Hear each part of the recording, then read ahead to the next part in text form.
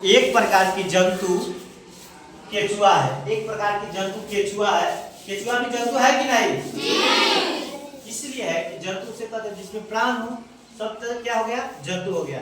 तो केचुआ केचुआ भी गति करता है कि नहीं, गमन करता है कि नहीं?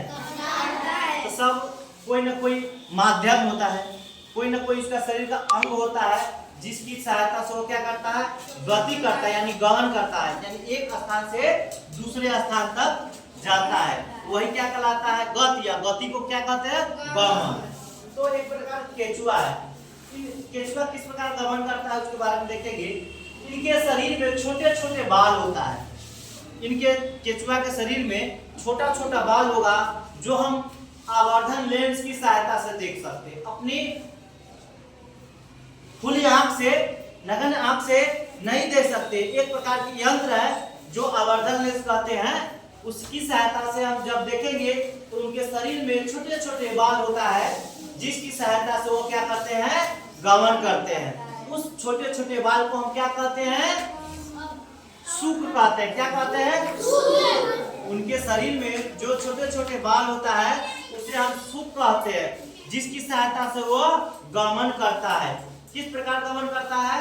जैसे कि मान लो उसका जो पिछला हिस्सा है ना, पिछला हिस्सा यह क्या करता है, जमीन को पकड़ता है, यानी मिट्टी को पकड़ता है, अगला हिस्सा को आगे बढ़ाता है, फिर अगला हिस्सा को मिट्टी से पकड़ लेता है, फिर पिछला हिस्सा को आगे बढ़ाता है, फिर पिछला हिस्सा को मिट्टी से पकड़ लेता है, फिर अगला हिस्सा को बढ़ाता है। इस तरह वो क्रम जारी रहता है और जिस प्रकार वो गमन करने लगता है, एक स्थान से दूसरे स्थान तक जाने लगता है। यह मिट्टी को भुरभुरा बनाकर रखता है। यह मिट्टी को भुरभुरा बनाकर रखता है। भुरभुरा बनाने से क्या होता है, मिट्टी के अंदर ऑक्सीजन चल जाता है, जिससे मिट्टी का उर्वरा शक्ति बढ़ जाता है। इसलिए कि इसे किसान का परम मित्र कहा गया है। किसान का मित्र कहा गया है। केचुआ को किसान का मित्र कहा गया है, क्योंकि यह मिट्टी को भुरभुरा बनाकर इसकी उर्वरा शक्ति को बढ़ा देती है।